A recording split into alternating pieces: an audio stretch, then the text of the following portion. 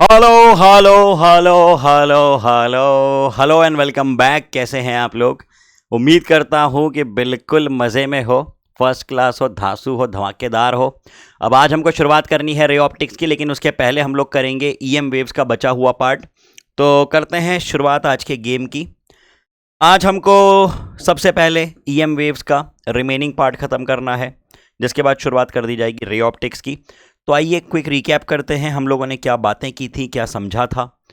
हम लोगों ने बातें शुरू की थी इलेक्ट्रोमैग्नेटिक वेव्स की।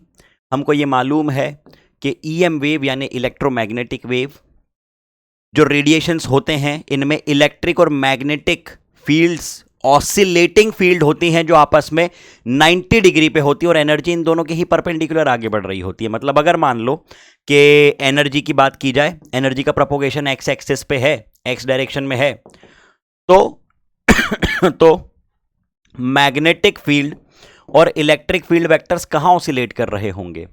वो y और z में ऑसिलेट कर रहे होंगे। इतना ज्ञान हमारे पास है, इसमें कोई नई बात नहीं है। इनकी इक्वेशन लिखना भी हम लोगों ने सीख ली थी। इनकी इक्वेशंस लिखना भी हम लोगों ने सीख ली थी। अगर मैं इक्वेशन लिखता हूं E y equals to E naught sine omega T minus के एक्स, तो इसका मतलब बताइए क्या है? ये क्या रिप्रेजेंट कर रहा है? ये क्या रिप्रेजेंट कर रहा है? ई इलेक्ट्रिक फील्ड है, तो इलेक्ट्रिक फील्ड वेक्टर्स कहां ऑसिलेट कर रहे हैं, एक्स में या वाई में? ये मेरा आपसे सवाल है, तुरंत चैट में लिख के बताइए। इलेक्ट्रिक फील्ड वेक्टर्स कहां ऑसिलेट कर रहे हैं, एक्स में या वाई में? सर आपने ई वाई लिखा है, लेकिन यहां पे इक्वेशन में तो E naught sine omega T minus के एक्स है। बोलो। और इसी तरह से मैंने अगर एक इक्वेशन और लिख दी, इसी प्रकार से अगर मैंने एक इक्वेशन और लिख दी, B Z equals to B naught sine omega T minus के एक्स, क्या रिप्रेजेंट कर रहा है ये? क्या मतलब है इसका? वॉट इट मीन्स बोल के बताइए जरा सभी लोग। What is it representing? इसका मतलब ये है कि जो एनर्जी है वो प्रोपोगेट हो रही है, आगे बढ़ रही है एक्स डायरेक्शन में। इलेक्ट्रिक फील्ड वेक्टर जो हैं वो वाई एक्सिस के अबाउट, वाई डायरेक्शन में ऑसिलेट कर रहे हैं। ऐसे ऑसिलेट कर रहे हैं, ऐसे सॉरी, ऐसे ऑसिलेट कर रहे हैं, है ना। और जो मैग्नेटिक फील्ड वेक्टर्स हैं वो कुछ जेड एक्सिस के अबाउट ऑसिलेट कर रहे हैं। ये बातें हम लोग कर चुके हैं, फिर भी एक क्विक रिकैप मैं आपको करवा रहा हूं। इक्वेशन लिखनी आपको आनी चाहिए, महत्वपूर्ण बातें हैं। के बारे में हमको पता है, के की बातें हम 11वीं क्लास से करते आ रहे हैं, एंगुलर वेव नंबर की। के क्या होता है? K is equals to 2 pi divided by lambda. Sir v f और लैम्डा में रिलेशन आपने लास्ट टाइम पे डिराइव करवाया था, मैं फिर से एक बार बता देता हूं हमने क्या किया था। सिंपली हमने बात की थी एक वेव की, बेटा ये बातें मैं बहुत तेजी से बता रहा हूं क्योंकि पिछला पूरा लेक्चर जो है इन्हीं बातों पे डेडिकेटेड था। तो अगर आपने लेक्चर अटेंड किया है तो आपके लिए एक बहुत अच्छा रिवीजन चल रहा है शुरुआत के अभी लगभग 20-25 मिनट तक जो चलेगा। नहीं, रिवीजन 20-25 मिनट नहीं चलेगा, अभी ये जो रिवीजन चल रहा है इसके बाद ईएम वेव चालू होगी और वो 20-25 मिनट तक चलेगी। उसके बाद हम रे ऑप्टिक्स चालू करेंगे, है ना। ये मैं रोड मैप क्लियर कर दूं। तो अगर आपने नहीं अटेंड किया है तो मैं ये सजेस्ट करूंगा कि प्लीज़ आप लोग लास्ट वीडियो देखें, लास्ट लेक्चर देखें और फिर ये सारी बातें समझें। ओके, तो अगर ये एक वेव है, इसकी ये टोटल लेंथ जो है, जो टोटल डिस्टेंस एनर्जी ट्रैवल करती है टी टाइम में यानी टाइम पीरियड में, वो कहलाता है लैम्डा। और आप लिखते हैं distance equal to speed into time. Time को आपने डिवाइड में भेजा तो v का एक्सप्रेशन बना लैम्डा डिवाइडेड बाय टी, जिसको आपने लिख दिया f times of lambda. So v equals to f lambda. ये है एक एक्सप्रेशन, ये बहुत महत्वपूर्ण एक्सप्रेशन है, ठीक है। इसके बाद हमने क्या बातें की थी? इसके बाद हमने बातें की थी कि ये बेसिकली एनर्जी जो है ये प्रोड्यूस कैसे होती है, इलेक्ट्रोमैग्नेटिक रेडिएशंस प्रोड्यूस कैसे होते हैं।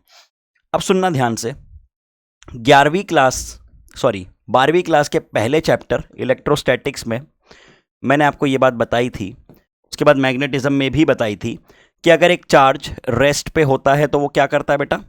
वो प्रोड्यूस करता है इलेक्ट्रिक फील्ड। अगर एक चार्ज रेस्ट पे है तो वो क्या करता है? वो प्रोड्यूस करता है इलेक्ट्रिक फील्ड। अगर एक चार्ज मूव कर रहा है कांस्टेंट वेलोसिटी से, अगर एक चार्ज मूव कर रहा है कांस्टेंट वेलोसिटी से, तो along with the electric field उसके पास होती है मैग्नेटिक फील्ड भी। और अगर एक चार्ज ऑसिलेट कर रहा है तो वो electromagnetic waves, electromagnetic radiations produce करता है। ऑसिलेटिंग चार्ज, एक्सिलरेटेड चार्ज, ये अगर एक चार्ज है, ठीक है, ये एक चार्ज है Q। ये बात मैं कई बार बता चुका हूं थ्रू आउट द फिजिक्स, है ना। जो भी इंसान मेरी बातें, मेरे लेक्चर्स रेगुलरली अटेंड कर रहा है, उसको इस बात की जानकारी है कि अगर एक चार्ज को आप ऑसिलेट करवाएं, यानी एक्सेलरेशन में हो अगर एक चार्ज, तो वो इलेक्ट्रोमैग्नेटिक रेडिएशंस प्रोड्यूस करता है, एम वेव्स प्रोड्यूस करता है, ठीक है। इसके बाद हमने बातें की थी डिस्प्लेसमेंट करंट की। ये सारी बातें हम कर चुके हैं, ये सारी बातें हम लोग कर चुके हैं। और आखिरी डिस्कशन खत्म हुआ था डिस्प्लेसमेंट करंट पे। क्या होता है डिस्प्लेसमेंट करंट, जरा चर्चा करते हैं, थोड़ी सी समझते हैं। देखिए, बात ऐसे चल रही है कि आपके पास दो प्लेट्स दे के रखी हैं कैपेसिटर की, और आपने इसको लगा दिया, कनेक्ट कर दिया एक एसी सोर्स के साथ। एक एसी सोर्स के साथ आपने कनेक्ट कर दिया दो प्लेट्स ऑफ कैपेसिटर को। तो किसी मोमेंट पे प्लेट्स पे आपको चार्ज दिख रहा है Q और -Q, बिल्कुल सही जवाब। किसी मोमेंट पे कुछ अमाउंट ऑफ इलेक्ट्रिक फील्ड अंदर है, बिल्कुल। अब क्योंकि चार्ज चेंज हो रहा है तो इलेक्ट्रिक फील्ड भी चेंज होगी, चार्ज चेंज हो रहा है तो इलेक्ट्रिक फील्ड भी चेंज होगी। क्यों सर? क्योंकि हमको मालूम है कि जो इलेक्ट्रिक फील्ड का एक्सप्रेशन होता है वो होता है sigma divided by epsilon not. Net electric field की बात कर रहा हूं मैं। एक के कारण सिग्मा बाय 2 एप्सिलॉन नॉट, दूसरे के कारण सिग्मा बाय 2 एप्सिलॉन नॉट, दोनों की डायरेक्शन एड अप हुई, इतना बचा। चार्ज को लिखा, सरफेस चार्ज डेंसिटी को लिखा charge acting per unit area. तो यहां से एक्सप्रेशन आया कुछ इस प्रकार से, ठीक है। अब पंगा ये था कि अगर आप इस सिचुएशन में इस वायर के अक्रॉस किसी मैग्नेटिक कॉम्पस को रखते हैं, नीडल को रखते हैं, तो इस नीडल में डिफ्लेक्शन मिलता है, जो कि ऑब्वियस सी बात है कि करंट है, अगर करंट है ना, क्यों करंट है तो करंट की वजह से मैग्नेटिक फील्ड होगी, मैग्नेटिक फील्ड होगी मतलब डिफ्लेक्शन मिल रहा है, बिल्कुल मिलना चाहिए, और मिला आपको डिफ्लेक्शन, ठीक है। यहां पे भी डिफ्लेक्शन मिला, यहां पे भी डिफ्लेक्शन मिला, यहां पे भी डिफ्लेक्शन मिला, बिल्कुल मिला। लेकिन जब आप यहां पे रखते हो तो क्या यहां पे इसके बीच में कोई करंट है? नहीं है।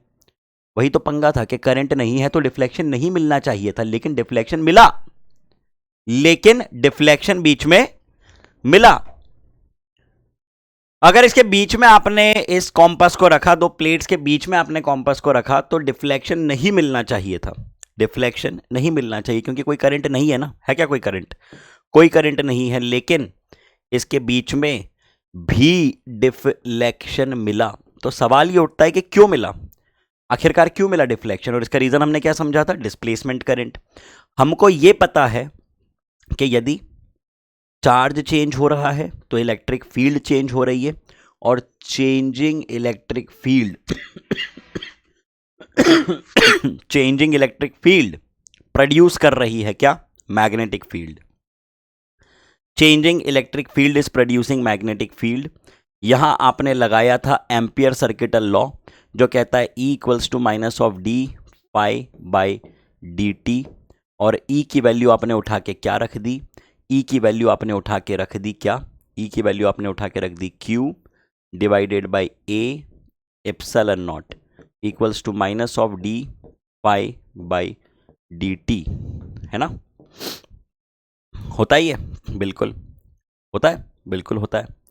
अब एक बात बताइए, चलिए थोड़ा सा रिवर्स गियर लगाते हैं, इस ही एक्सप्रेशन को क्या मैं Q equals to A epsilon naught times of E ऐसे लिख सकता हूं, या तो epsilon naught A times of E, ऐसे लिख सकता हूं? बिल्कुल लिख सकता हूं, बिल्कुल लिख सकता हूं। ई टाइम्स ऑफ ए बेसिकली क्या है? फ्लक्स है ना, ये इलेक्ट्रिक फ्लक्स। तो आप क्यू को epsilon naught times of phi लिख सकते हैं, बिल्कुल लिख सकते हैं। आप इसको डिफरेंशिएट भी कर सकते हैं, बिल्कुल कर सकते हैं। D q by D t I बन जाएगा, epsilon naught times of D phi by D t, epsilon naught times of D phi by D t. कौन सा फ्लक्स है ये? इलेक्ट्रिक फ्लक्स है। ये करंट कौन सा करंट कहलाता है? ये करंट कौन सा करंट कहलाता है? ये करंट डिस्प्लेसमेंट करंट कहलाता है, जो किस वजह से प्रोड्यूस हो रहा है? जो चेंजिंग इलेक्ट्रिक फील्ड के कारण प्रोड्यूस हो रहा है। चेंजिंग इलेक्ट्रिक फील्ड के कारण मैग्नेटिक फील्ड आई कहानी में। अच्छा अच्छा अच्छा अच्छा। अब पंगा ये है सुनिए ध्यान से, पंगा ये है कि यदि इस जगह पे, इस लोकेशन पे मैं एम्पियर सर्किटल लॉ लगाऊं, एम्पियर सर्किटल लॉ क्या कहता है? उस लोकेशन पे अगर मैं एम्पियर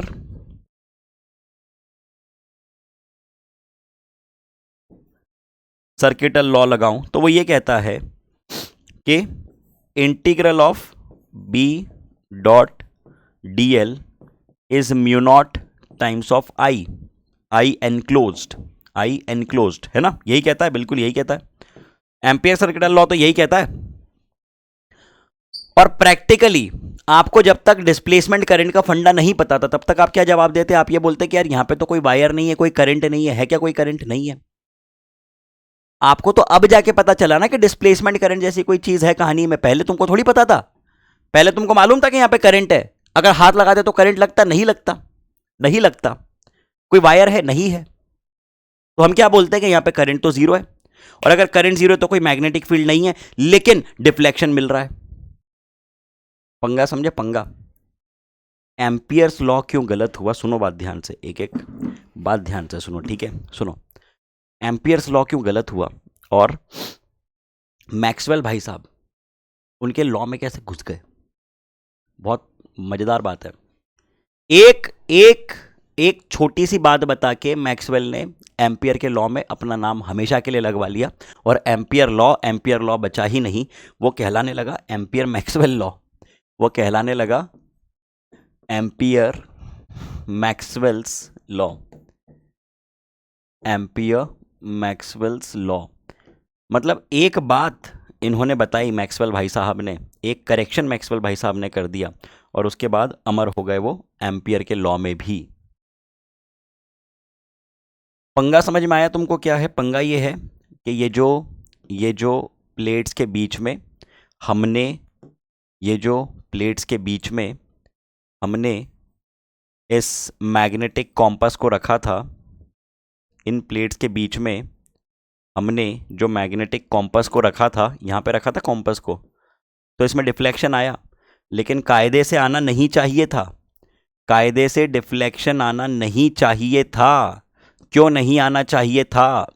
इसलिए नहीं आना चाहिए था, डिफ्लेक्शन इसलिए नहीं आना चाहिए था क्योंकि इस सिचुएशन में इसके बीच में कोई करंट नहीं है। कहाँ है करंट? नहीं है ना करंट। तो अकॉर्डिंग टू अस, जिस दिन तक डिस्प्लेसमेंट करंट का फंडा नहीं पता था उस दिन तक तो हमारे पास यहाँ पे कोई करंट नहीं है। अब इस करंट को मैं कंडक्शन करंट कह रहा हूँ, जो कि वायर्स में फ्लो होता है ना, कंडक्शन करंट। तो कंडक्शन करंट तो इस कथा में जीरो था। तो आपके हिसाब से integral of B dot D l जो है, आज तक तो आप इसी करंट की बात करते आए हो, जो कि इलेक्ट्रॉन्स के मोशन के थ्रू के कारण आता है, जो कि एक वायर में इलेक्ट्रॉन्स के मूवमेंट के कारण आता है। लेकिन ये कौन सा करंट है? ये डिस्प्लेसमेंट करंट है जिसकी बात अब हम कर रहे हैं। वो किस वजह से आता है? वो चेंजिंग इलेक्ट्रिक फील्ड के कारण आता है। तो integral of B dot D l को आपने लिखा mu naught times of I, और ये तो आपने कह दिया कि यार कोई कंडक्शन करंट है नहीं, तो इसको आपने ज़ीरो लिख दिया। लेकिन लेकिन लेकिन ये बात गलत साबित हो गई, क्योंकि मैग्नेटिक फील्ड इसके हिसाब से ज़ीरो आनी चाहिए थी, लेकिन मैग्नेटिक फील्ड वहाँ पे है और डिफ्लेक्शन मिल रहा है। तो ये पूरी कहानी गलत साबित हो गई। तो इसमें अब क्या किया? इसमें करेक्शन किया। इसमें किया गया करेक्शन बाय मैक्सवेल भाई साहब, बाय मैक्सवेल दद्दू। अब मैक्सवेल चच्चा ने क्या करेक्शन कर दिया? मैक्सवेल साहब ने क्या करेक्शन कर दिया, उन्होंने ये करेक्शन कर दिया, उन्होंने ये करेक्शन कर दिया कि सुनो, उन्होंने ये बताया कि भाई साहब ये जो तुम्हारी डिफ्लेक्शन मिल रही है ये किसकी वजह से मिल रही है, एक एक बात बताता हूं। डिफ्लेक्शन है बिल्कुल है। क्यों है? क्यों है? डिफ्लेक्शन है मतलब क्या है? मैग्नेटिक फील्ड अवेलेबल है, बिल्कुल है। मैग्नेटिक फील्ड कहां से आई? मैग्नेटिक फील्ड किसने प्रोड्यूस की? मैग्नेटिक फील्ड किसने प्रोड्यूस की? चेंजिंग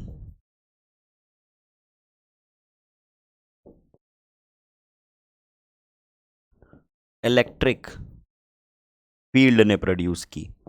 ठीक है, चेंजिंग इलेक्ट्रिक फील्ड ने प्रोड्यूस की। तो आपने इस कॉन्सेप्ट को समझाने के लिए बताया कि हमारे पास कहानी में करंट है, वो क्या है? वो है डिस्प्लेसमेंट करंट, और उसकी वैल्यू आपने इतनी लिखी। ठीक है, और अब आपने इन दोनों बातों का साठगांठ कर दिया, इन दोनों बातों को कंबाइन कर दिया। दिस प्लस दिस, आपने दिस प्लस दिस कंबाइन कर दिया, और आपने पता क्या दे दिया? आपने दे दिया एम्पियर मैक्सवेल लॉ। आपने इन दोनों बातों को कंबाइन कर दिया, आपने इन दोनों ही बातों को जोड़ दिया, और इन दोनों ही बातों को जोड़ के आपने क्या दे दिया? आपने एम्पियर मैक्सवेल लॉ दे दिया। इन दोनों ही बातों को एडअप करके आपने एम्पियर मैक्सवेल लॉ दे दिया। और वो क्या कहता है? वो ये कहता है, एम्पियर मैक्सवेल लॉ ये कहता है कि जो आपका एक्सप्रेशन है ना, integral of B dot D l, इसको आप लिखिए mu naught times of I total, mu naught times of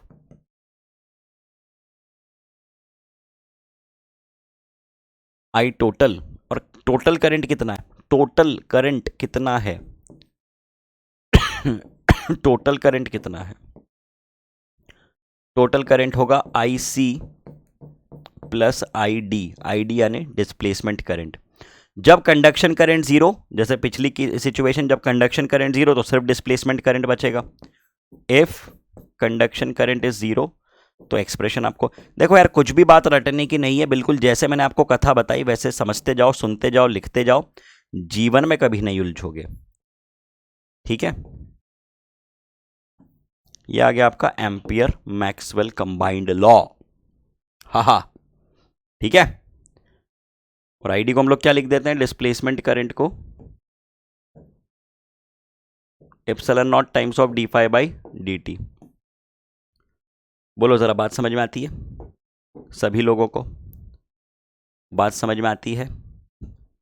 बात समझ में आती है? बात समझ में आती है? कुछ भी नहीं, इसकी वैल्यू, आईडी की वैल्यू ये उठा के अंदर रख दो, आईडी की ये वैल्यू उठा के अंदर रख दो। ठीक, चलिए बहुत बढ़िया। अब हम लोगों ने अभी तक क्या पढ़ के रखा है? हम लोगों ने गॉसेस लॉ इन इलेक्ट्रोस्टैटिक्स पढ़ के रखा है, जो क्या कहता है? जो कहता है integral of E dot D s is q naught, q divided by epsilon naught. Integral E dot D s is proportional to the charge enclosed q in by epsilon naught. ये कहता है गॉसेस लॉ इन इलेक्ट्रोस्टैटिक्स, बिल्कुल यही कहता है Gauss's law in electrostatics. Gauss's law in magnetism क्या कहता है? वो ये कहता है कि integral of E dot D S equals to zero. Gauss's law in magnetism कहता है कि integral of E dot D S equal to zero. Reason है कि मैग्नेटिक मोनोपोल्स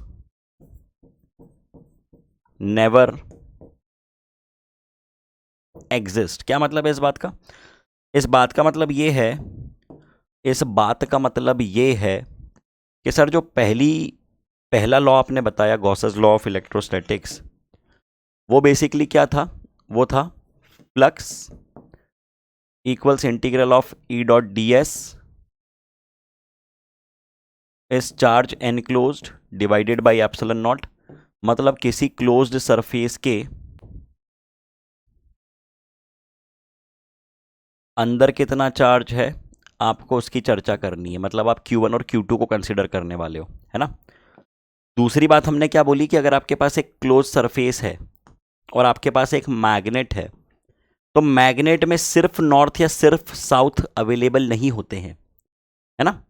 अब हमको मालूम है कि अगर ये मेरा पॉजिटिव चार्ज है और ये मेरा नेगेटिव चार्ज है, तो पॉजिटिव के कारण इलेक्ट्रिक फील्ड लाइंस बाहर निकलती हैं और नेगेटिव के कारण इलेक्ट्रिक फील्ड लाइंस अंदर आती हैं। ये बात की जानकारी हमको है ना, कि नहीं है? बिल्कुल है। एक मैग्नेट में आपके पास नॉर्थ पोल है और साउथ पोल है, तो नॉर्थ से मैग्नेटिक फील्ड लाइंस बाहर निकलती हैं, साउथ में मैग्नेटिक फील्ड लाइंस अंदर आती हैं।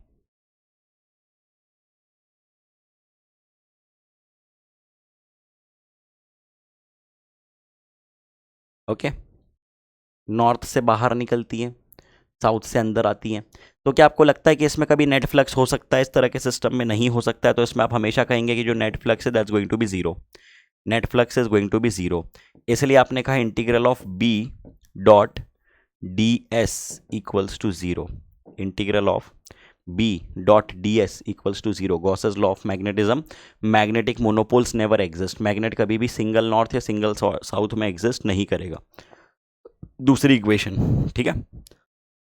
तीसरा, फैराडेज लॉ क्या कहता है? फैराडेज लॉ, फैराडेज लॉ कहता है कि EMF is minus of sorry, EMF बहुत गला खराब हो गया।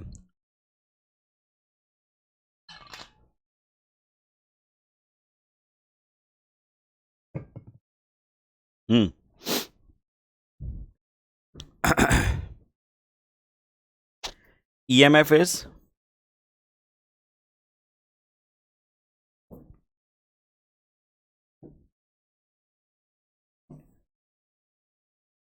minus of d phi by dt.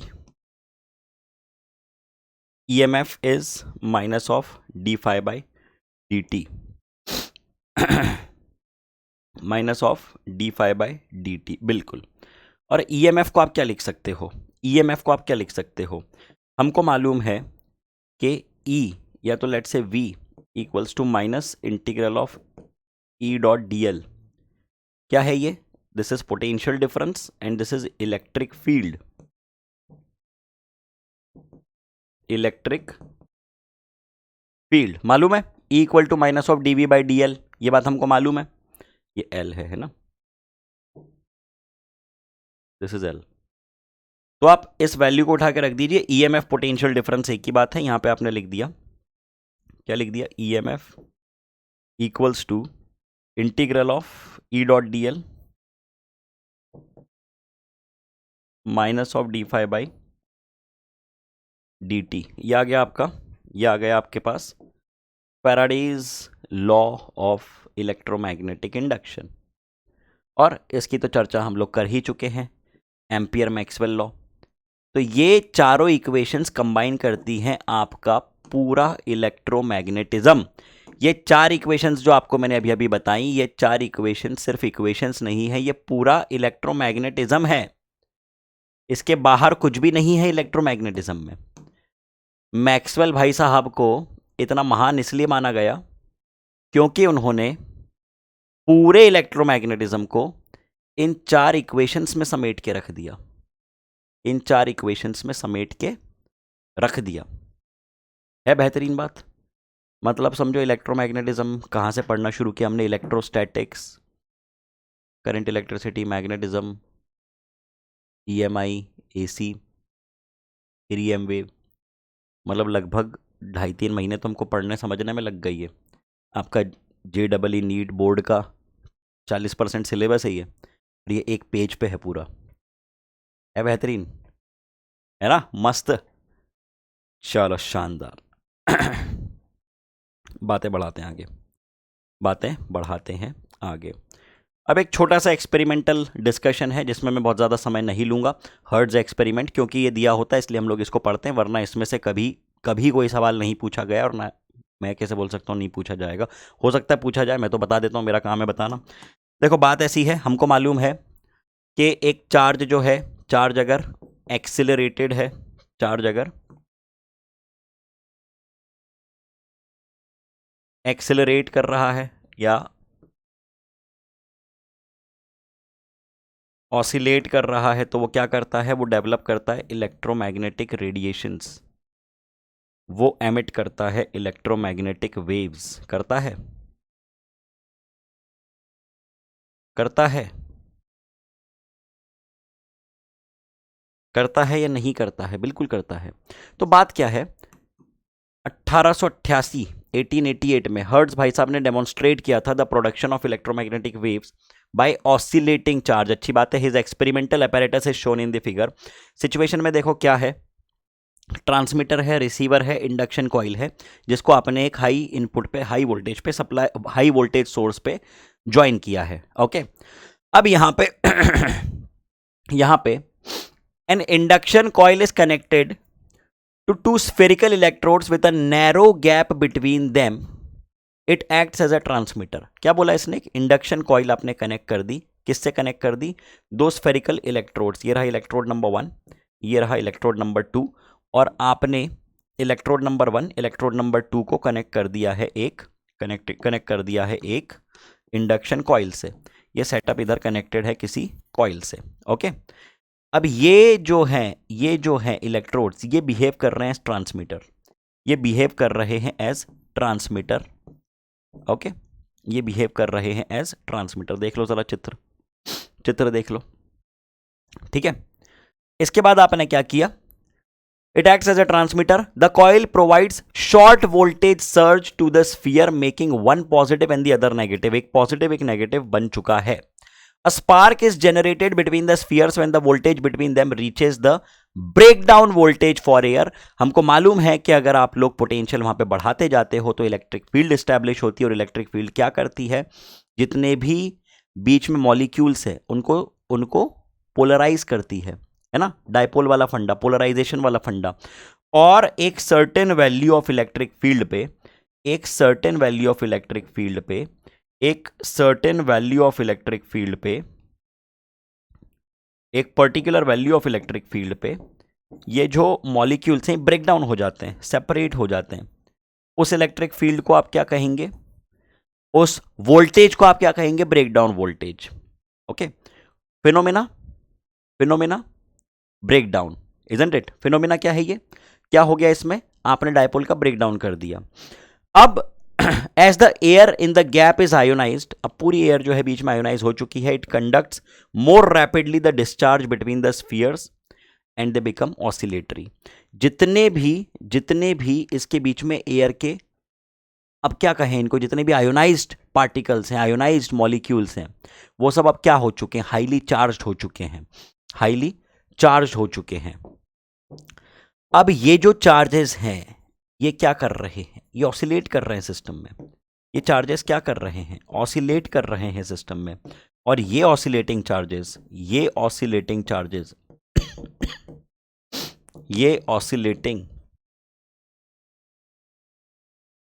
Charges radiate करेंगे एनर्जी, चलिए बहुत बढ़िया, बड़ी अच्छी बात है।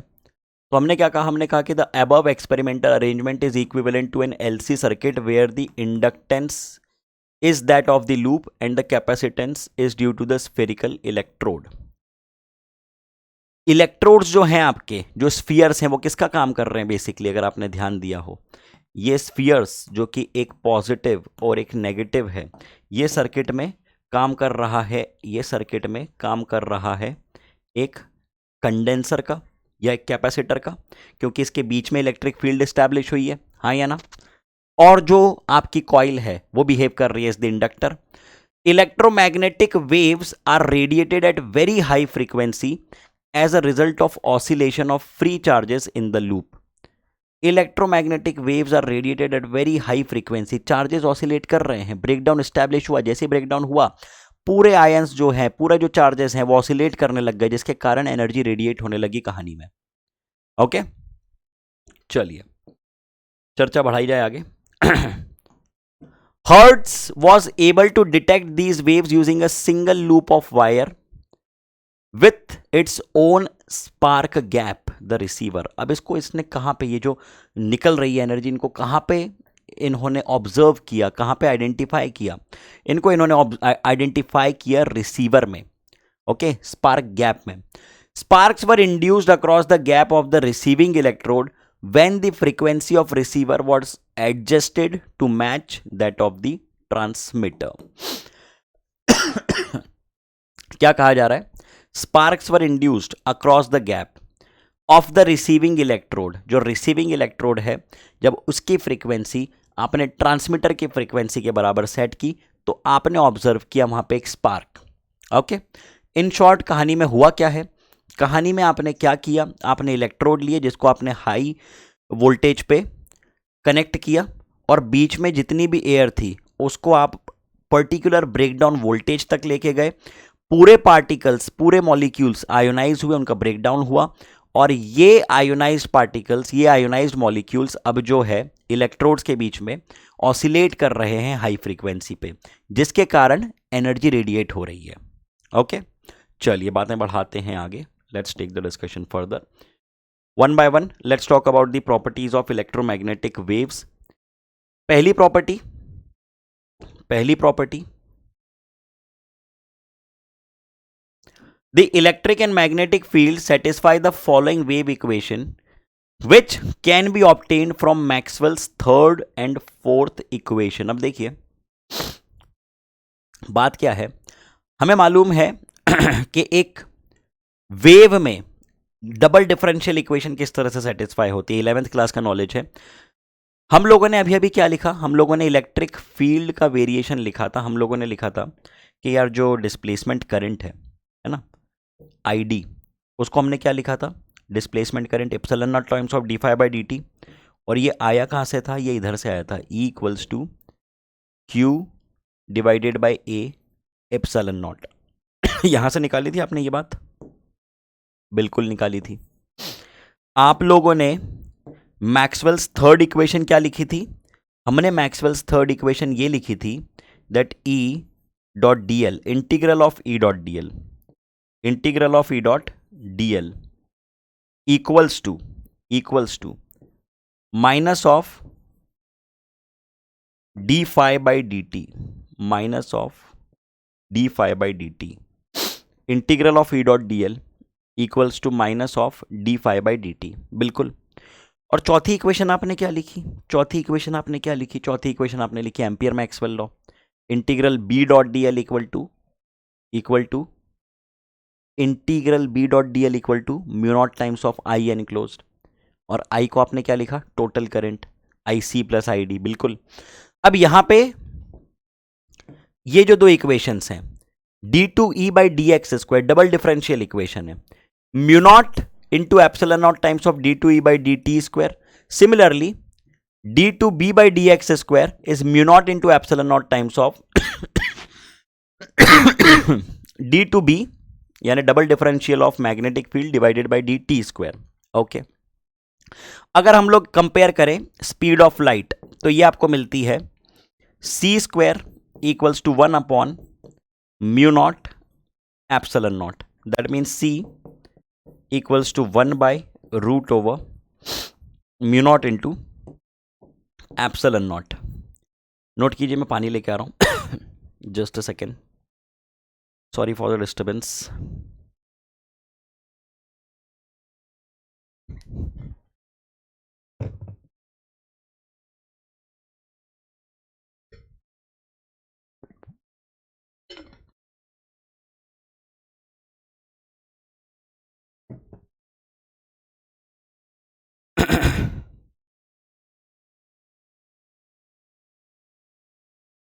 या सॉरी फॉर द डिस्टर्बेंस।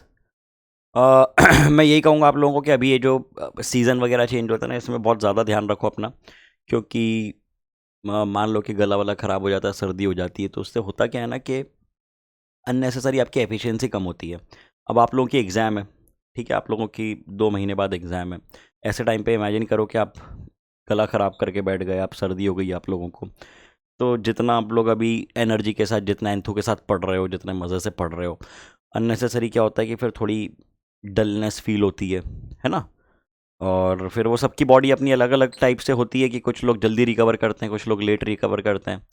अब टचवुड मुझको तो ये है कि मुझे बहुत ज़्यादा कफ एंड कोल्ड हुआ था, लेकिन अब फिर भी काफ़ी हद तक सही है, काफ़ी जल्दी ठीक हो गया। तो मैं यही सजेस्ट करूँगा कि जितना भी इस मोमेंट पे पढ़ना इम्पोर्टेंट है, उतना ही हेल्दी रहना बहुत ज़्यादा इम्पॉर्टेंट है। तो कुछ करो ना करो, अपनी हेल्थ का बहुत अच्छी तरह से ध्यान रखो। रात को हल्दी वाला दूध पी के सो, गर्म पानी पियो, ठंडा पानी मत पियो, कोल्ड ड्रिंक आइसक्रीम ये सब मत खाओ, अननेसेसरी हवा में बहुत ज़्यादा ऐसे बाइक वाइक पे घूमने मत जाओ, ठीक है। बस बाकी तो तुम खुद समझदार हो। हाँ तो चलो आओ, बातें आगे बढ़ाते हैं। Let's take the discussion further. क्या बोला हम लोगों ने, प्रॉपर्टीज़ पे बात कर रहे हैं हम लोग इलेक्ट्रोमैग्नेटिक वेव्स की, है ना। Electric and magnetic fields of an electromagnetic wave are perpendicular to each other. मालूम है, कोई नई बात इसमें नहीं है। And also perpendicular to the direction of the wave propagation, ये बात भी हमको मालूम है। अब अगर किसी भी इंस्टेंट पे आप लोगों को रिलेट करना है ई बी और सी को, तो एक रिलेशन दूंगा डायरेक्टली, आप ऐसे याद रखो ई इक्वल टू बी सी।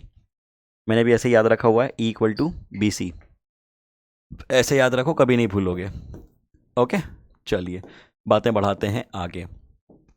अब ये सबसे इंपॉर्टेंट डिस्कशन है जो मुझे आपके साथ करना है, पॉइंटिंग वेक्टर का डिस्कशन, ठीक है। Poynting vector, Poynting vector basically क्या है? पॉइंटिंग वेक्टर बेसिकली क्या है? पॉइंटिंग वेक्टर क्या है? पॉइंटिंग वेक्टर रिप्रेजेंट करता है डायरेक्शन इलेक्ट्रोमैग्नेटिक वेव की, ठीक है। अब जैसे ये आपके पास तीन म्यूचुअली परपेंडिकुलर एक्सिस हैं, ये आपके पास तीन म्यूचुअली परपेंडिकुलर एक्सिस हैं, एक्स वाई और जेड, है ना। एक्स वाई और जेड, ये तीन म्यूचुअली परपेंडिकुलर एक्सिस हैं। आपको पता है कि जो ए क्रॉस बी वेक्टर होता है, इसकी डायरेक्शन क्या होती है? ए क्रॉस बी वेक्टर की डायरेक्शन क्या होती है? ए क्रॉस बी वेक्टर की डायरेक्शन होती है perpendicular to both A and B.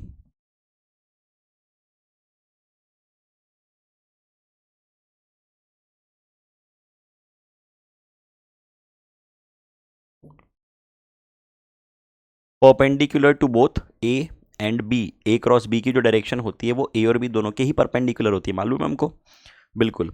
अब हम ये कह रहे हैं हम ये कह रहे हैं सॉरी, हम ये कह रहे हैं कि अगर ये ईएम वेव है, अगर ये ईएम वेव है, अगर ये डायरेक्शन ऑफ एनर्जी है ना, तो हो सकता है कि ये इलेक्ट्रिक फील्ड हो, ई एफ लिख रहा हूँ, हो सकता है कि ये मैग्नेटिक फील्ड हो, एम एफ लिख रहा हूँ। मतलब इन शॉर्ट जो इलेक्ट्रिक फील्ड है वो इन दोनों के परपेंडिकुलर होने वाली है, होने वाली है। सॉरी, जो इलेक्ट्रोमैग्नेटिक वेव है वो इलेक्ट्रिक और मैग्नेटिक फील्ड के परपेंडिकुलर है, बिल्कुल है, और वो भी आपस में परपेंडिकुलर है।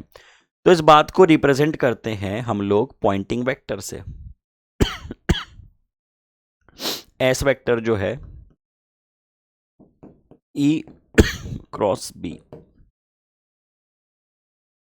ये होता है Poynting vector E cross B. मतलब अगर ये इलेक्ट्रिक फील्ड है, ये मैग्नेटिक फील्ड है, अगर ये इलेक्ट्रिक फील्ड है और ये मैग्नेटिक फील्ड है, तो ई क्रॉस बी, ई क्रॉस बी थंब दे रहा है डायरेक्शन आपको इलेक्ट्रोमैग्नेटिक वेव की। ठीक है, ठीक है।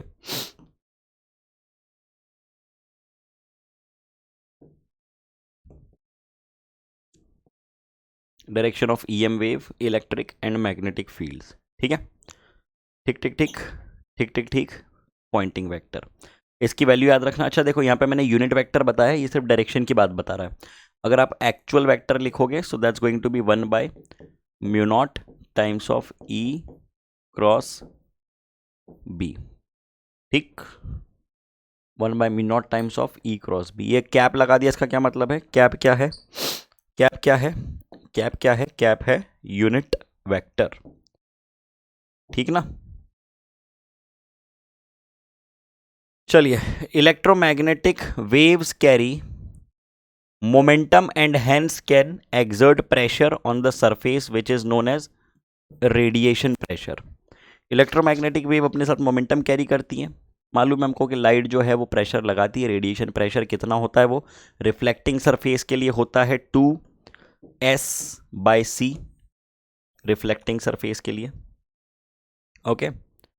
और एब्जॉर्बिंग सरफेस के लिए होता है सिंपली s/c। एस बेसिकली क्या है, वो इंटेंसिटी है। S is the intensity, energy falling per unit area per unit time. ठीक है, चलिए ये वाला एस इंटेंसिटी है। 2I/c भी लिख सकते हो, है ना, और ये I/c ऐसे भी लिख सकते हो। ठीक, चलो बातें बढ़ाते हैं आगे।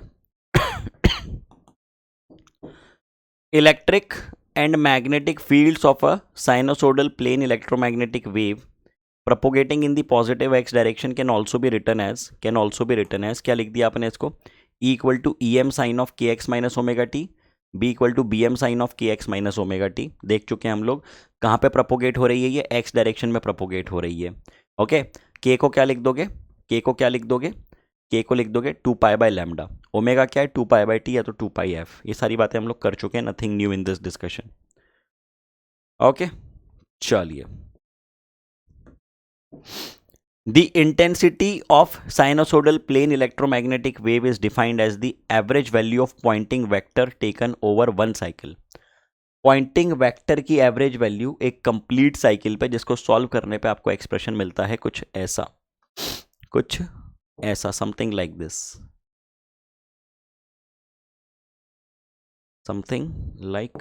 This, okay. ओके, याद रखना ये c times of bm² divided by 2 mu naught. bm maximum value of magnetic field, em maximum value of electric field. चलिए, अब ये स्पेक्ट्रम है, स्पेक्ट्रम का पार्ट मैं आपके लिए छोड़ रहा हूं। गो थ्रू द स्पेक्ट्रम, रटना नहीं है, बस एक बार देख के रखना है इसको, कुछ बातों को लिख लेना, इनकी वेवलेंथ वगैरह क्या होती है, किस रेंज में होती है, इन बातों को गो थ्रू करना। ओके, और ये इसके आगे मैंने कुछ पॉइंट लिखवाए हुए हैं, ये एक बार पढ़ना, गो थ्रू दिस डिस्कशन, ये मैं आपके लिए छोड़ रहा हूं। इसमें अगर कहीं कोई कंफ्यूजन हो, समस्या हो तो मुझसे पूछ लेना, ठीक है। चलिए, तो अब कुछ क्वेश्चंस करते हैं हम लोग, पढ़ो ज़रा। पहले हम लोग एक सेकेंड आप लोग कीजिए, पहले ये सिंपल से सवाल का मुझे आंसर बताओ, पहले इसका आंसर बताओ। Mu naught is the relative permeability and k naught is the dielectric constant of the medium, then the refractive index is given by। कई बार देखें इस तरह की चीजें हम लोगों ने, बताइए जरा। तो म्यू को हम लोग क्या लिखते हैं, देखो रिफ्रैक्टिव इंडेक्स की बात चल रही है, आप लोग रिफ्रैक्टिव इंडेक्स को लिखते हैं, जैसे अगर मान लीजिए ये रिफ्रैक्टिव इंडेक्स है, दिस इज म्यू, है ना। तो पहली बात तो मैं ये बता दूं कि ये परमिएबिलिटी है और ये रिफ्रैक्टिव इंडेक्स है, इनमें आप कंफ्यूज ना हो, या तो लग रहा है तो उसको कुछ और ही नाम दे दो, मैं रिफ्रैक्टिव इंडेक्स ही लिखता हूं वरना आप लोग कंफ्यूज हो गए, ठीक है। रिफ्रैक्टिव इंडेक्स ऐसा ही लिखा मैंने इसको, ठीक है। रिफ्रैक्टिव इंडेक्स को हम लोग लिखते हैं c डिवाइडेड बाय v, और c का एक्सप्रेशन हमको मालूम है, अभी अभी हम लोगों ने देखा, पहले पॉइंट में ही हम लोगों ने देखा, √/μ नॉट और एप्सिलॉन नॉट, ठीक है। ये बात हम देख चुके हैं, mu naught permeability of vacuum air free space, epsilon naught permittivity of vacuum air free space, ठीक है। इसी बेसिस पे आप v को लिख सकते हैं 1/√/μ मीडियम एप्सिलॉन मीडियम, लिख सकते हैं, बिल्कुल लिख सकते हैं। इन दोनों बातों को डिवाइड कर दीजिए, तो रिफ्रैक्टिव इंडेक्स जो है, रिफ्रैक्टिव इंडेक्स को थोड़ी देर के लिए मैं RI लिख रहा हूं, रिफ्रैक्टिव इंडेक्स, डिनोट उसको भी म्यू से करते हैं, लेकिन मैं कर नहीं रहा हूं, ठीक है। समस्या हो जाएगी, परेशान हो जाओगे तुम लोग कि क्या म्यू, क्या ये, क्या वो, है ना, और एक सड़ी सी चीज़ को बहुत टफ समझने लगोगे। तो C और V की वैल्यू उठा के रखो, ये बन गया √/μ medium epsilon medium divided by mu naught epsilon naught, ठीक है। अब यहां पे आपसे पूछा क्या है, आपसे पूछा है कि mu not be the relative permeability. हमेशा म्यू नॉट क्या होता था, हमेशा रिलेटिव परमिएबिलिटी को हम म्यू आर से डिनोट करते थे, है ना, और म्यू नॉट एयर वैक्यूम या मीडियम का कन्वेंशन है। तो ये सिर्फ कन्वेंशन की वजह से सवाल कंफ्यूजिंग बन गया, तो मैं इसमें एक छोटा सा चेंज कर देता हूं, मैं इसको म्यू नॉट को म्यू आर कर देता हूं, ठीक है। के not is the dielectric constant of the medium, dielectric constant of the medium, के नॉट क्या है, dielectric constant of the medium. तो जहाँ जहाँ पे म्यू आर आने वाला है उसको मैंने म्यू नॉट जहाँ जहाँ पे लिखा है उसको मैंने कर दिया म्यू आर। क्या कर दिया उसको मैंने म्यू आर कर दिया, म्यू आर कर दिया, म्यू आर कर दिया, म्यू आर कर दिया। ठीक है, अब हमको मालूम है कि रिलेटिव परमिएबिलिटी होती क्या है, वो होती है permeability of medium divided bye permeability of air vacuum free space. ठीक है, तो इस टर्म को मैं क्या लिख सकता हूं, इस पूरी टर्म को उठा के मैं म्यू आर लिख सकता हूं, इस पूरी टर्म को उठा के मैं म्यू आर लिख सकता हूं। ठीक है, बहुत बढ़िया। अब ये बन गया epsilon medium upon epsilon not, epsilon medium upon epsilon not. क्या बन गया भैया, ये डाइलेक्ट्रिक कांस्टेंट आ गया ये, क्योंकि आपको मालूम है रिलेटिव परमिटिविटी क्या होती है सर, रिलेटिव परमिटिविटी होती है permittivity of medium divided bye permittivity of vacuum. खत्म खेल। तो यहाँ पे आपने लिख दिया के नॉट और ये आ गया आपका answer. This is your answer, C is the answer, C is the answer. अब ये सवाल आपको टफ लग रहा होगा, क्यों? क्योंकि इसमें मैंने कन्वेंशंस चेंज कर दिए थे। इसी को अगर मैं इस तरह से पूछता, इसी सवाल को अगर मैं इस प्रकार से पूछता एक बार में आंसर दे देते, mu naught epsilon naught permittivity and permeability of vacuum, जो कि हमेशा हम लेते आए हैं, म्यू और एप्सिलॉन परमिटिविटी और परमिएबिलिटी मीडियम की। रिफ्रैक्टिव इंडेक्स आपको निकालना है। रिफ्रैक्टिव इंडेक्स होता है C divided by V, refractive index होता है C divided by V. C को आपने लिख दिया 1 upon mu naught epsilon naught, V को आपने लिख दिया 1 upon mu medium epsilon medium. ये एक्सप्रेशन आपका क्या बन गया, यही एक्सप्रेशन आपका बन गया, यही एक्सप्रेशन आपके सामने कुछ इस प्रकार से आ गया, mu medium epsilon medium mu naught epsilon naught. ठीक है, तो ये relative permittivity, relative permeability, permittivity of medium upon permittivity of vacuum, permeability of medium upon permeability of vacuum. तो उठा के इनकी वैल्यूज रख दो, उठा के वही सवाल है, बस नाम चेंज कर दिए थे उसमें, तो वो सवाल बन जाता है महा टफ। हर अच्छी जगह पे वो अवेलेबल होता है क्वेश्चन, हर अच्छे मॉड्यूल वगैरह में सब में अवेलेबल होता है। ठीक है, चलो तो ये आपका बन गया, क्या बन जाएगा, mu M divided by mu naught, यानी root over epsilon R mu R, epsilon R mu R. ठीक है, एप्सिलॉन आर म्यू आर, यानी क्या बन जाएगा ये देखो ये दिया हुआ है, epsilon mu upon mu naught epsilon not, epsilon mu medium के दे के रखें। आप इसको इस प्रकार से भी लिख सकते हैं रिलेटिव परमिटिविटी की टर्म्स में, रिलेटिव के टर्म्स में यही सवाल आपको ऐसा दिखने लगेगा, म्यू आर एप्सिलॉन आर, और या तो सीधे ये आपने इसको ऐसे लिख दिया, म्यू मीडियम को इन्होंने सिर्फ म्यू लिखा है, एप्सिलॉन मीडियम को इन्होंने सिर्फ एप्सिलॉन लिखा है, तो ये बन गया epsilon mu upon epsilon not mu naught. तो आंसर है इसका बी। ठीक है, काम की बातें, फिर से बोल रहा हूँ, काम की बातें पूछी जाती हैं। चलिए अगला सवाल आपके सामने है ये, the velocity of electromagnetic wave is parallel to, आपको मालूम है कि ईएम वेव जो होती है वो ई क्रॉस बी की डायरेक्शन में होती है, मतलब ये ई है ये बी है, तो इस डायरेक्शन में परपेंडिकुलर डायरेक्शन में चलेगी, इलेक्ट्रोमैग्नेटिक वेव परपेंडिकुलर डायरेक्शन में चलेगी,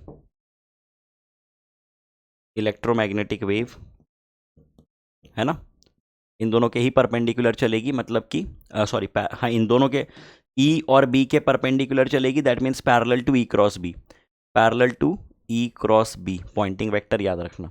ठीक है, चलिए तो ये डिस्कशन था इलेक्ट्रोमैग्नेटिक वेव्स पे, ये डिस्कशन था इलेक्ट्रोमैग्नेटिक वेव्स पे। अब हम शुरू कर रहे हैं ऑप्टिक्स, कुछ बेसिक डिस्कशन ही करेंगे, लंबा खींच गया इलेक्ट्रोमैग्नेटिक वेव, उम्मीद से ज़्यादा लंबा, लेकिन हम लोग जैसा मैंने कहा था कि टाइम लग जाए लेकिन जितनी चीज़ें हैं वो सारी कवर करेंगे। ओके, तो अब हम लोग बातें शुरू कर रहे हैं ऑप्टिक्स की। ऑप्टिक्स में सबसे पहले सबसे बेसिक डिस्कशन, ऑप्टिक्स दो पार्ट्स में डिवाइडेड है, रे ऑप्टिक्स और वेव ऑप्टिक्स। आज हम लोग बातें करने वाले हैं रे ऑप्टिक्स की। ठीक है, आज हम लोग बातें करने वाले हैं रे ऑप्टिक्स की। तो रे ऑप्टिक्स की चर्चा हमको करनी है आज। क्या होने वाला है कहानी में, क्या समझने वाले हैं, 7 लेक्चर्स में हमने इसको डिवाइड करके रखा है। हम लोग लाइट की उन प्रॉपर्टीज की बातें करने वाले हैं, हम लोग लाइट की उन प्रॉपर्टीज की बातें करने वाले हैं जो हम तब ऑब्जर्व करेंगे जब लाइट रेक्टिलीनियर प्रोपोगेशन कर रही होगी। तो लाइट के किस प्रकार का प्रोपोगेशन देखेंगे, किस तरह का मोशन देखेंगे, रेक्टिलीनियर प्रोपोगेशन ऑफ लाइट, इससे हम कंसर्न्ड हैं। पहला फिनोमेना हमको देखना है रिफ्लेक्शन, अगला फिनोमेना हमको देखना है रिफ्रैक्शन। तो आइए करते हैं शुरुआत। ऑप्टिक्स बेसिकली क्या है? वो ब्रांच ऑफ फिजिक्स है जो डील करती है बिहेवियर ऑफ लाइट वेव से। Under many circumstances the wavelength of light is negligible compared to the dimension of the device. सुनते चलना एक बात ध्यान से। हम लोग नॉर्मली जो बात करते हैं उसमें लाइट की जो वेवलेंथ होती है वो नेग्लिजिबल होती है as compare to the lenses और द मिरर्स जिनकी की आप बात कर रहे हैं।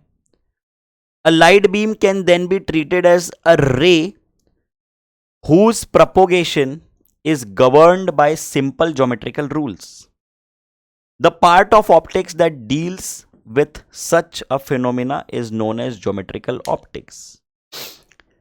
क्यों कहा जा रहा है ये वेवलेंथ वगैरह की बातें क्यों हमने अभी की? क्योंकि जब वेवलेंथ लाइट की बहुत छोटी होती है उस डायमेंशन के कंपैरिजन में, उस मिरर या जो भी ऑब्स्टेकल पे वो टकरा रही है उसके कंपैरिजन में, तब तक हम लोग लाइट का रेक्टिलीनियर प्रोपोगेशन मान सकते हैं, सीधा सीधा प्रोपोगेशन मान सकते हैं। वरना अगर ऑब्स्टेकल बहुत छोटा है और लाइट के वेवलेंथ के कंपैरेबल है तो लाइट बहुत शानी होती है, वो पास में आती है और घूम के निकल जाती है, इसको हम कहते हैं डिफ्रैक्शन, जो कि हम पढ़ेंगे बाद में वेव ऑप्टिक्स में। ठीक है, तो अभी हम लोग कंसर्न्ड है लाइट के रेक्टिलीनियर प्रोपोगेशन के साथ। प्रोपोगेशन ऑफ लाइट की बात की जाए तो light travels along a straight line path in a certain medium or vacuum. The path of light changes only when the medium changes. We call this rectilinear यानी straight line propagation of light, and a bundle of light rays is what we call as a beam. अगर आपके पास एक light रे है इसको आप रे कहते हैं, लेकिन आपके पास अगर एक सेट ऑफ रेज है, बंडल ऑफ रेज है, तो इसको आप बीम कहते हैं। क्या कहते हैं? बीम। ये है रे ऑफ लाइट, ये बंडल ऑफ रेज जिसको हम कहते हैं बीम। ठीक है, इसको हम कहते हैं बीम। बेसिक बातें सुनते चलो। अब आते हैं रिफ्लेक्शन ऑफ लाइट पे। रिफ्लेक्शन बेसिकली क्या है? जब भी लाइट किसी पॉलिश्ड शाइनी सरफेस पे टकराती है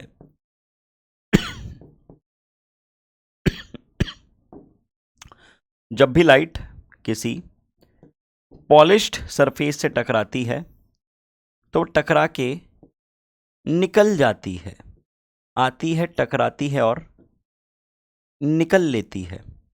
ठीक है, आती है, टकराती है और निकल लेती है। जिस एंगल पे आती है उसी एंगल पे निकल जाती है। Angle of incidence equals the angle of reflection. Incident light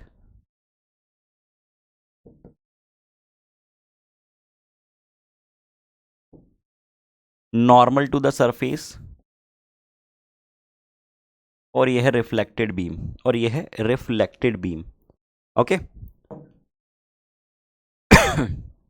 When light rays strike the boundary of two media such as air, glass, कोई भी शाइनी सरफेस है तो वो बाउंस बैक हो जाती है मीडियम में, ये फिनोमेना कहलाता है रिफ्लेक्शन। ठीक, सिंपल सी बात। चलिए चर्चा बढ़ाएं आगे। दो तरह के रिफ्लेक्शन होते हैं। ये है रेगुलर रिफ्लेक्शन जिसको कि हम स्पेक्युलर रिफ्लेक्शन भी कहते हैं, प्लेन रिफ्लेक्शन भी कहते हैं, और एक होता है डिफ्यूज्ड रिफ्लेक्शन जिसमें कि सरफेस उबड़ खाबड़ होती है, तो जिस एंगल पे लाइट आ रही है उसी एंगल पे जाएगी, लेकिन एक दिशा में सारी रिफ्लेक्टेड लाइंस जाती हुई आपको नहीं दिखेंगी। मतलब ये रिफ्लेक्टेड लाइट 1 है, ये रिफ्रैक्टेड लाइट 2 है, ये रिफ्लेक्टेड लाइट 3 है, सबकी डायरेक्शंस आपको अलग अलग दिख सकती है ड्यू टू द सरफेस। ठीक है, अब बात करते हैं लॉ ऑफ रिफ्लेक्शन की। अब बात करते हैं लॉ ऑफ रिफ्लेक्शन की। ये है सरफेस, ये है सरफेस जिस पे कि रिफ्लेक्शन हो रहा है, ये है नॉर्मल, बहुत बढ़िया, ये है नॉर्मल, ये है इंसिडेंट लाइट और ये है रिफ्लेक्टेड लाइट। हमको बचपन से मालूम है कि पहला लॉ जो कहता है कि incident, reflected and normal lie in the same plane, मतलब कि इंसिडेंट, रिफ्लेक्टेड और नॉर्मल तीनों ही होते हैं सेम प्लेन में, और एंगल ऑफ इंसिडेंस जो होता है वो बराबर होता है एंगल ऑफ रिफ्लेक्शन के, I is equal to R। ठीक है, तो ये बातें लिखिए। इसी के बाद से हम लोग कंटिन्यू करेंगे डिस्कशन, इसी के आगे से हम लोग डिस्कशन कंटिन्यू करेंगे कल के सेशन में। तो तब तक के लिए रिवाइज कीजिए चीज़ों को अच्छे से। Okay, tata bye, see you in the next session, thank you.